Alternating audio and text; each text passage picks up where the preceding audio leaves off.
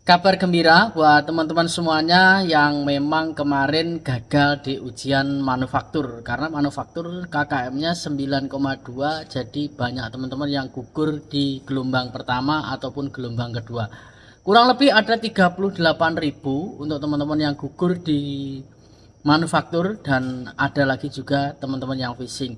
Ini ada sektor baru terkait kehutanan ya. Di sini kehutanan sudah dibuka secara resmi dan mulai periode ketiga tahun 2024 sektor kehutanan juga sudah menerima permohonan izin ataupun kerja tenaga asing.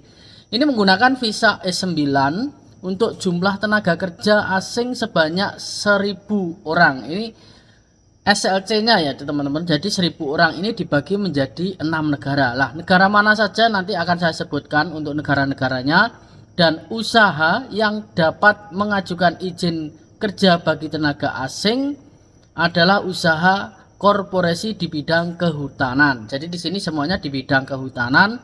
Untuk pekerjaannya sendiri juga akan saya sebutkan usaha produksi pembenihan ya, perbenihan ataupun menanam dan membudidayakan bibit tanaman atau kecambah atau sejenisnya bibit atau pembibitan ya.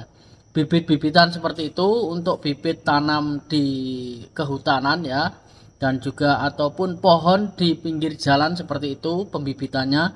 Dan selanjutnya untuk kehutanan, pengelolaan hutan. Pengelolaan, jadi pengelolaan hutan di sini juga bisa jadi karena pekerjaannya di kehutanan juga. Selanjutnya industri penebangan atau pemanenan kayu ya, pemanenan kayu, jadi tebang kayu seperti balok-balok besar seperti itu ya. Selanjutnya industri jasa yang berhubungan dengan kehutanan. Tentunya ini karena sektornya kehutanan, jadi industri semuanya yang berhubungan dengan kehutanan. Contoh di pabrik yang memecah kayu ataupun kayu besar dijadikan triplek seperti itu, yaitu juga termasuk kehutanan juga ya.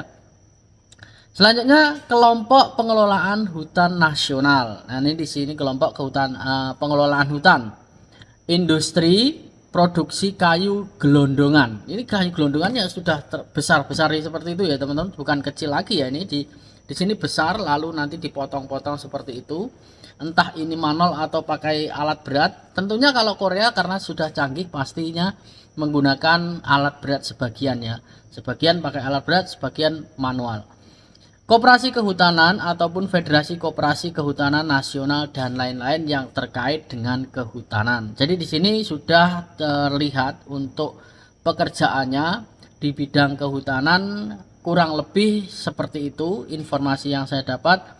Dari mana sumber videonya ataupun sumber informasinya? Dari Mbak Arseti, nanti bisa dilihat Facebooknya, saya cantumkan di bawah ataupun di samping sini juga bisa dilihat. Lalu untuk negara-negara yang sudah resmi dijadikan ataupun mendapatkan sektor kehutanan ini, negara mana saja? Ada 6 negara yang sudah resmi ataupun sudah diberikan informasi terkait kehutanan ini. Ada 6 negara. Yang pertama itu Nepal, Mongolia, Myanmar, Vietnam, Uzbekistan, dan negara kita sendiri Indonesia. Jadi ada 6 negara.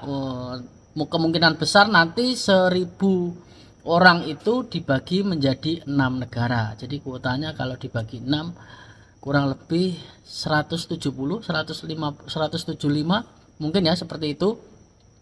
Untuk kuotanya setiap negara 175. Nah, ini apakah nanti akan ada ujian lagi? Kalau merekrut dengan visa E9 tentunya akan ada ujian G2G lagi untuk kehutanan. Nah, apakah mungkin bisa jadi nanti kalau teman-teman yang rosternya sudah habis di tahun 2022 ya, roster tahun 2022 sudah habis, itu bisa perpindahan dari sektor manufaktur ataupun fishing itu pindah ke kehutanan. Ini bisa untuk teman-teman yang rosternya habis. Mudah-mudahan ada informasi terkait perpindahan kehutanan ini. Nah, ini dibuka mulai dari Agustus ini, teman-teman. Agustus kemarin tanggal 5, informasi dari Pak Junu sendiri sudah memberikan informasi bahwa tanggal 5 Agustus kemarin sudah dibuka pertambangan dan juga kehutanan. Namun untuk SLC-nya sendiri masih belum dikeluarkan, belum ada informasi terkait SLC kehutanan. Kita tunggu aja, setelah September nanti akan ada SLC massal lagi, kemungkinan besar kehutanan juga dibuka secara resmi. Mungkin itu saja yang saya sampaikan, semoga bermanfaat. Sampai ketemu lagi di video selanjutnya. Salam, kegagalan adalah kunci dari keberhasilan. Annyeonghaseyo.